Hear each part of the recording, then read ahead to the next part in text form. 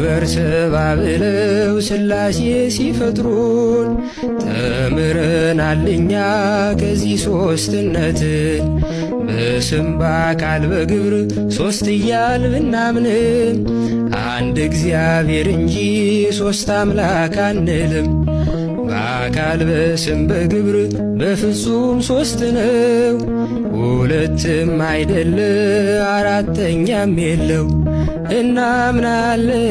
እናምናለን እኛ ምስጢረ ሥላሴን እናምናለን እኛ